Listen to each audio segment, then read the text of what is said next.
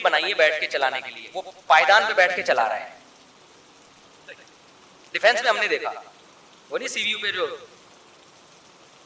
آپ کہہ سکتے ہیں غلط تھا تو دیکھنے کیوں گئے. بھائی احمقوں کو دیکھنے کا اپنا مزہ ہے, دیکھنا غلط تھوڑی ہے, دیکھ لو بھائی.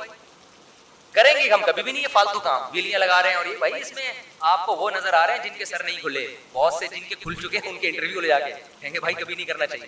تو کیا تھا کہ وہ نا پائیدان پہ بیٹھ کے بائک چلا رہے ہیں, ایسے نہیں جہاں پاؤں رکھتے ہیں, بڑے شو مار رہے ہیں. وہیں ہم 4 دوست بیٹھے ہوئے, ہم نے کہا یار یہ کام کرنا ٹھیک نہیں ہے. میں بھی یہ کہہ رہا یار یہ شو بازی ہے, اپنی جان کو خطرے میں نہیں ڈالنا چاہیے. کچھ لڑکے کہہ رہے ہیں نہیں بھائی کچھ بننے کے لیے کچھ کرنا پڑتا ہے. اب میری بحث چل رہی ہے نا, میں کہہ رہا ہوں بس یہ دیکھنے کی حد تک ٹھیک ہے, آؤ انجوائے کرو نکل لو, کرنا نہیں ہے یہ کام کبھی.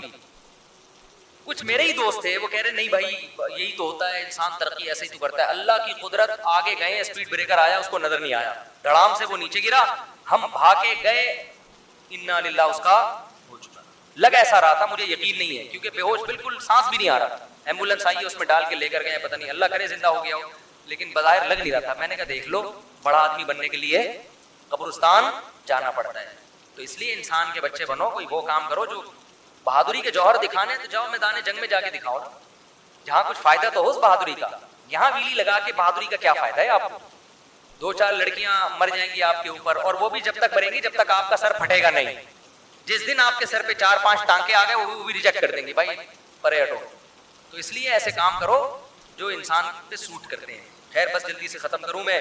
قرآن کہتا ہے کہ ہم نے سلیمان علیہ السلام کے لیے ہواؤں کو مسخر کر دیا, جنات کو سلیمان علیہ السلام کا تابع بنا دیا, سمندروں میں غوطے لگاتے تھے اور ہیرے جواہرات لے کر آتے تھے. اور کیا تھا, ایوب اذ نادی ربہ, ایوب کو بھی یاد کرو جب کئی سال بیماری میں مسلسل اتنی خطرناک بیماری میں پڑے رہے ہیں, بالآخر اللہ نے ان کی دعا قبول کی. انہوں نے کہا ربی انی مسنی الضر, اے اللہ مجھے بہت پریشانیاں پہنچ گئی ہیں, وانت ارحم الراحمین, تو سب سے زیادہ رحم کرنے والا ہے, میری مدد کر. فاستجبنا لہ, اللہ کہتے ہیں ہم نے آپ کی مدد کی, آپ کی پریشانیوں بیماری کو بھی دور کیا, اور آپ کو آپ کا اہل و عیال بھی واپس لوٹا دیا.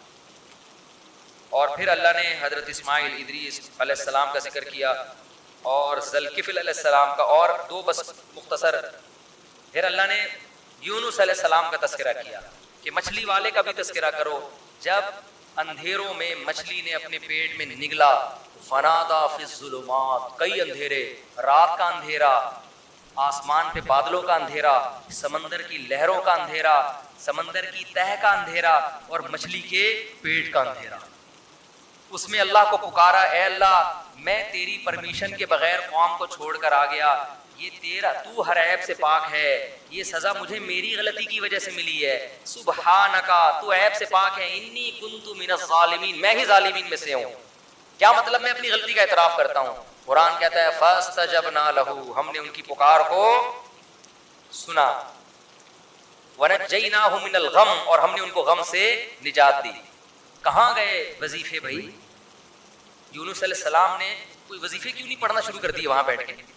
پیغمبروں میں آپ کو وظیفے نہیں ملیں گے, دعائیں ملیں گی, دعائیں. آج یہی لا الہ الا انت سبحانک انی کنت من الظالمین جو ہے نا 1000 دفعہ پڑھ لیں گے, جائز ہے, میں منع نہیں کر رہا. ادھر ادھر گانے بجانے سے تو بہتر ہے کچھ اللہ کا نام وظیفوں کے طور پہ پڑھ لو. لیکن جو روح کیا ہے, روح یہ نہیں ہے کہ آپ پڑھو, روح یہ ہے کہ مانگو.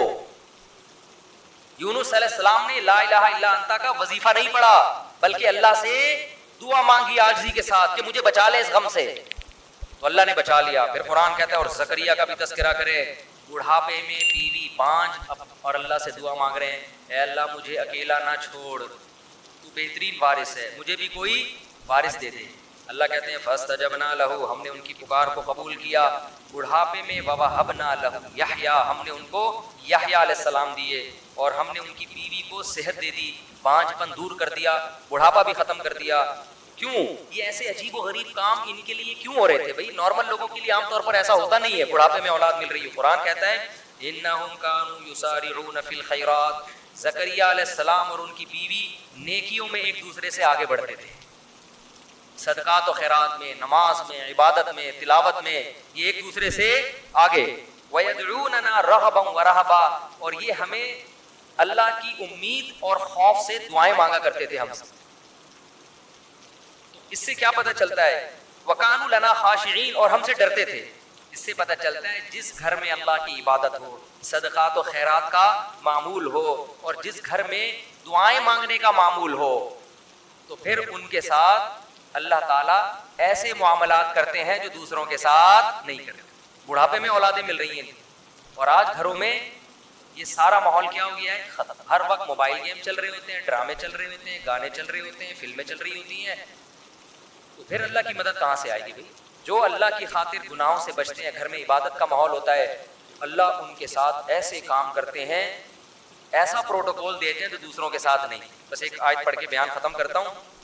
ابراہیم علیہ السلام کو جب بڑھاپے میں اولاد کی خوشخبری ملی ہے نا، قرآن کہتا ہے کہ فرشتے جب ابراہیم علیہ السلام کے پاس آئے انسانی شکل میں، بچڑا سامنے رکھا، فرشتوں نے کھایا نہیں. ابراہیم علیہ السلام گھبرا گئے کہ یہ دشمن تو نہیں ہے. انہوں نے کہا نا نا نا، ہم تو اللہ کے فرشتے ہیں، ہم کھانے کی ہمیں رغبت نہیں، یہ تو ہمارے لیے پتھر ہے. ابراہیم علیہ السلام کی جو زوجہ تھی نا، بوڑھی، وہ حضرت سارہ، وہ دروازے پہ کھڑی ہوئی تھی. بوڑھی عورتیں جو ہے نا، وہ دروازے پہ کان لگا کے سن رہی ہوتی ہیں. اگر ان کو خطرہ ہوتا ہے کہ پتہ نہیں کوئی، کیونکہ انہوں نے دیکھا نا اجنبی بندے ہیں. ویسے اصولی طور پر کوئی بندہ آپ کے شوہر کے ساتھ بات کر رہا ہو نا، تو عورت کو چاہیے کان لگا کے نہ سن. خواتین سن رہی ہوتی ہے، دیکھو کوئی دوسری شادی کی بات تو نہیں چل رہی کہیں. موبائل میں بھی جھانک رہی ہوتی ہے کہ یہ ستار واقعی ستار تو ستار ہے، کائنات تو نہیں ہے کہیں یہ. تو تجسس کرنا اچھا کام نہیں ہے. لیکن حضرت ابراہیم کی زوجہ دروازے پہ کیوں کھڑی ہوئی ہے؟ خوف تھا نا کہ پتہ نہیں کوئی دشمن تو نہیں آیا ہے. کون ہے یہ لوگ؟ کبھی دیکھا بھی نہیں ان کو اس علاقے میں، اور بڑے خوبصورت جوان. تو انہوں نے کہا ہم اللہ کے فرشتے ہیں اور آپ کو اولاد کی خوشخبری سنانے کے لیے آئے ہیں کہ اللہ آپ کو بیٹا دے گا، اسحاق، اور پھر بیٹے کا بھی بیٹا ہوگا، پوتا بھی ہوگا. ان کا نام کیا ہوگا؟ یعقوب. بیٹے کی بھی خوشخبری اور پوتے کی بھی. تبھی تو حضرت ابراہیم نے حضرت اسحاق کی بالغ ہوتے ہی شادی کرا دی تھی. ٹھیک ہے نا، ان کو پتا تھا کہ اللہ ان سے بھی اولاد دے گا مجھے. تو بچوں کی جلدی شادیاں کرا دیا کرو، اس سے یہ ہوگا کہ وہ جو پوتا ہوتا ہے نا، وہ بھی آپ ہی کی اولاد ہوتا ہے. سمجھتے ہو؟ لوگ کہتے ہیں تو میرے بچے کے بچے ہیں، تو آپ کے بھی تو ہیں نا وہ. تو بچوں کی جلدی شادی کرانے میں بڑا فائدہ کیا ہے؟ آپ کو بھی اولاد مل جاتی ہے. خیر، تو اب جب ابراہیم علیہ السلام کی زوجہ نے یہ سنا کہ فرشتے کہہ رہے ہیں کہ آپ کو اولاد ملے، تو قرآن کہتا ہے وہ اندر آئیں فسقت وجہہا، ایسے ماتھے پہ یوں، جیسے عورتیں نہیں کہتی ہائے ناس کیسی باتیں کر رہے ہو، کہنے لگی یا ویلتا، ہائے کمبختی، ہائے ناس، الیدو، میرے اولاد ہوگی، میں اتنی بوڑھی، میرے اولاد ہوگی، وانا عجوز، میں تو بڈھی ہو چکی ہوں. عجوز کہتے ہیں بالکل بڑھاپے کی انتہا کو پہنچی ہوئی. وہذا بالی شیخا، اور یہ میرا شوہر یہ بھی بڈھا.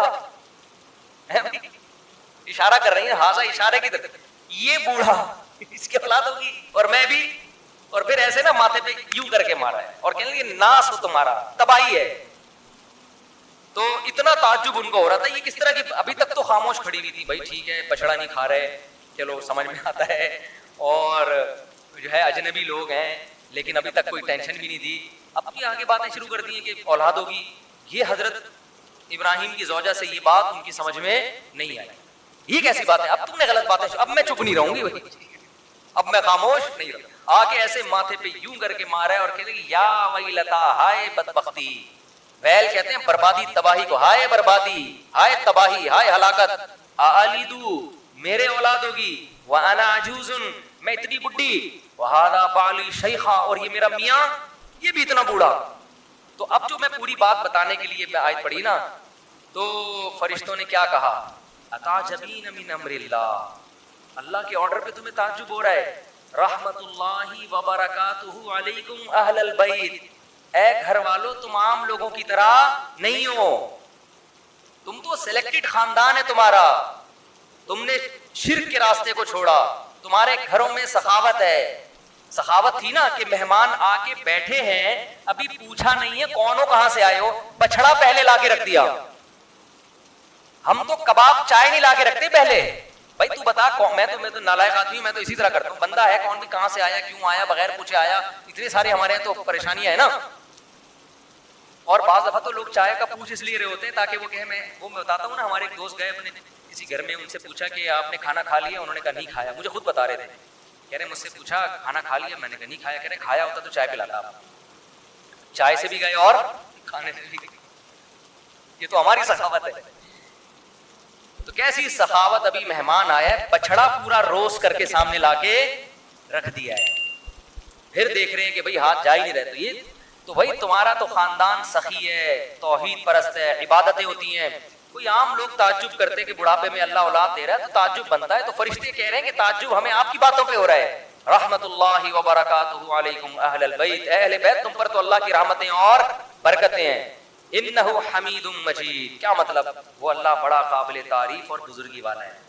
یہ کیسی تعریف ہے اس کی کہ تم اس کے لیے قربانیاں دو اور وہ تمہارے لیے کچھ بھی نہ کرے. وہ تو قابل تعریف ہے, جتنا تم کرو گے وہ کئی گنا اس سے تمہارے لیے زیادہ کرے گا. تو یہ میں پوری تقریر اس لیے کر رہا ہوں, گھروں کے ماحول کو صحیح کرو.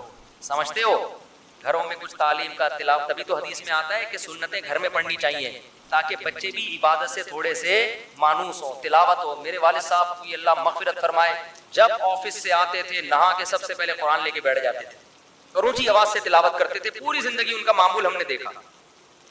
جب ان کا انتقال ہوا ہے تو اس دن تلاوت کی آواز گھر میں نہیں آئی, اس کے بعد سے اب تک نہیں آئی. وہ ایک احساس ہوا کہ یار, اور بڑی پیاری آواز میں تلاوت کرتے تھے, تو ایک دم احساس ہوا کہ یار ہمارے گھر سے ایک رونق چھن گئی. روزانہ ان کا معمول تھا, اور ایک خاص اسٹائل میں بیٹھتے تھے, ٹوپی اتار کے, ٹھیک ہے نا, گرمی ان کو بہت لگتی تھی, ٹوپی اتار کے بالکل گریبان کھول کے ایسے بیٹھ کے, حافظ تھے ماشاءاللہ, تو روزانہ پابندی سے قرآن کی تلاوت کرتے. تو جب انتقال ہوا, اور انتقال سے پہلے بھی تلاوت کر کے گھر سے گئے, پہلے تلاوت کی گھر میں, پھر تلاوت ختم کر کے وضو کیا, نماز پڑھنے کے لیے گئے, عشاء کی نماز میں بیٹھے ہوئے صف ہی میں ہارٹ اٹیک ہوا اور اسی میں ان کا انتقال. اللہ تعالیٰ مغفرت فرمائے. تو میں جو اصل بات عرض کر رہا ہوں کہ گھر میں تلاوت کا معمول ہوگا, نماز کا معمول ہوگا, بچے بھی یہ چیزیں کیا کریں گے, اور اگر گھر میں ہر وقت ٹی وی چل رہا ہے, ہر وقت ڈرامے چل رہے ہیں, تو میرے بھائی پھر گھر میں برکتیں